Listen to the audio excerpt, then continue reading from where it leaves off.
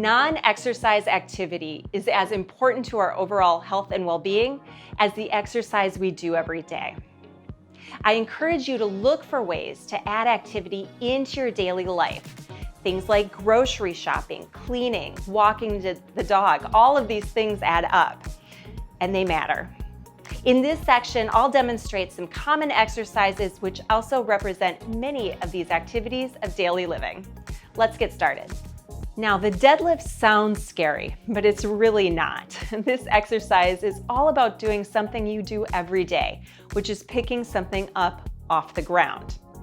But we can practice it in the safety of an exercise setting to prepare ourselves to do it more safely out in the real world. Let's get started.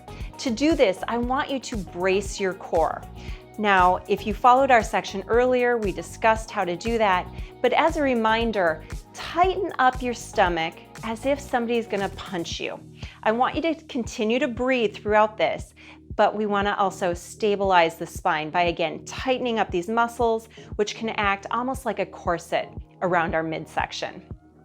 Next, keep your chest up, keeping your back flat as you begin to push your hips back. You'll notice the weight of your body shifting from the mid part of your foot to the back part of your foot.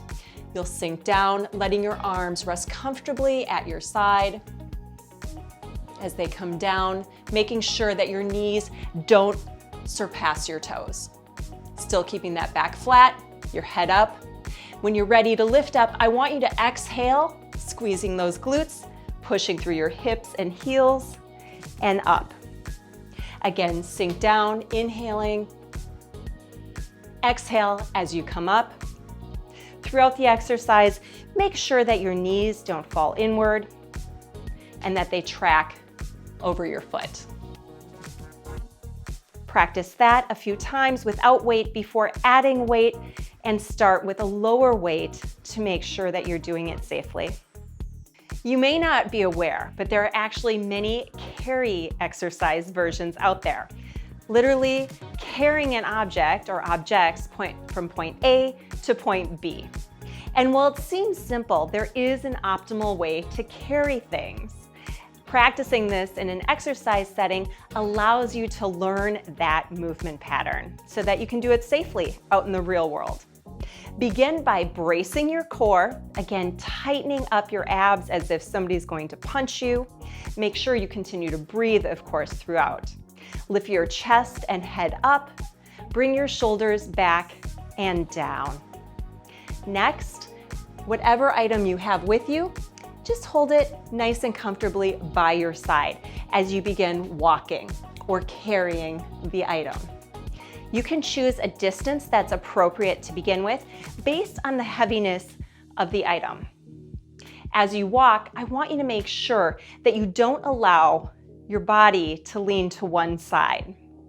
As you progress, you may decide you actually want to do this with just one side, forcing your abs to work extra hard to compensate so you don't lean over.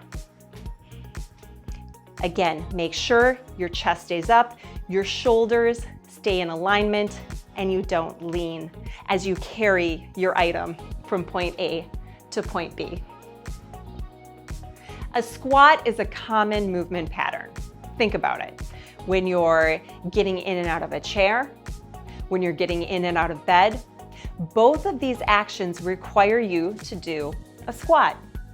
And learning good squat mechanics ensures that you can move comfortably, confidently, and with strength throughout all of those daily activities. Let's learn those good mechanics. To begin with, when you're squatting, you're gonna wanna have your feet hip width apart, your chest up, your head tall, and your core engaged. You'll begin by pushing your hips back, while still keeping that chest up, ensuring that your back stays nice and flat. With beginners, I suggest going into a quarter squat or just a partial squat to begin with. On the way up, squeeze your glutes, and on your way down, inhale and exhale. Now, if it's more comfortable, you can have your hands out in front to help you balance. As you progress, you'll start to be able to go a little deeper. All the while making sure that your knees aren't falling inward, that they're tracking over your feet and not extending past your toes. Still keeping that back flat and still making sure that you're breathing in the right pattern. If you're ready to, you can add some resistance by adding dumbbells, letting them hang right by your side, still making sure though that those shoulders stay back and that back stays flat throughout. Now, if you're looking to bring it down maybe a notch, consider using a chair for the exercise. You can begin in a seated position, feet hip-width apart, knees tracking over your toes. Again, arms just a little bit out in front of you or crossed, and stand up. Exhaling on the way up, inhaling on the way down. And certainly, you can even do this behind the chair for added support, especially if balance is an issue for you. Stand close to the chair, hands lightly touching the back of it, pushing those hips back, squatting down, and again, raising back up.